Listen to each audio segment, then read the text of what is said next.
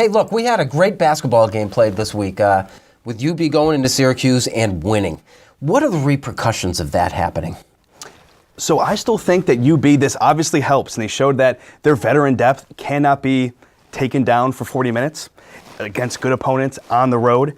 But I still want to see a Marquette win for that at-large opportunity because they still have to play in the MAC. The MAC has some good teams. Kent State beat Vanderbilt, but I look at that Marquette win. That would be huge because the week bubble is going to help them, I think. West Virginia win, even though it was on the road, does not help them too much because West Virginia has taken a step back. The Big Ten might get 10, 11 teams, but besides that, Pac-12 might only get 3 to 4. The A-10 might be a one-bid league. Mountain West might be a one-bid league. So week bubble helps them, but to be safe, if they're going to have maybe one loss in MAC play, I think you have to look at that Marquette. That's short term, but longer term now. A kid coming out of New York State, a Division I high school capable kid, he now has more than one option of a school to go to stay in state, doesn't he? Does this become a mid-major powerhouse? And you've already seen Jonathan Williams. He had a Syracuse offer. The kid from Rochester, he ends up going to UB. You've seen even Bonaventure took Osen Osenai from Putnam Science, a Connecticut school. They took him from Syracuse, essentially. So you're seeing Syracuse, little by little, miss out on guys in-state, or at least against in-state schools. Will it become more by more? It's an interesting dynamic with Syracuse because there are times during every one of these seasons where they look terrible, right? They look like they can't figure it out and all. And then somehow he does have a way, Jim Boeheim, of getting them together. So when you're watching Syracuse in December or even January sometimes, you're like, and I feel it, they're not having fun. It doesn't look like a program you want to be part of. When I was with them during the NCAA tournament last year, those kids were having a blast. They love being that team. It all sort of comes together. So burying that program in a certain way of saying they're not what these other ones are is a bit strong only because Syracuse has done it before. But I think it's more about a UB in the idea that they are a viable option. I think they were with Hurley. I think they are with Oates. I think after Oates leaves, they're going to need to maintain that.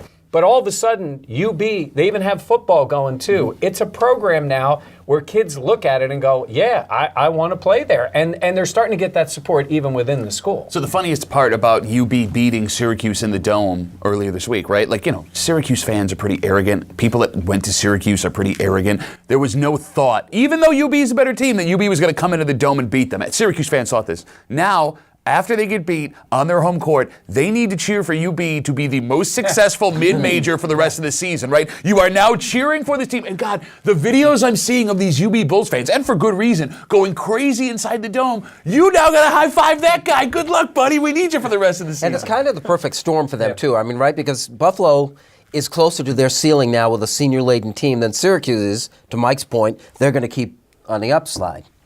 And I definitely see that. And they have those younger guys. They have the 2 4-stars. We talked about Jonathan Williams. They have Ronaldo Segu.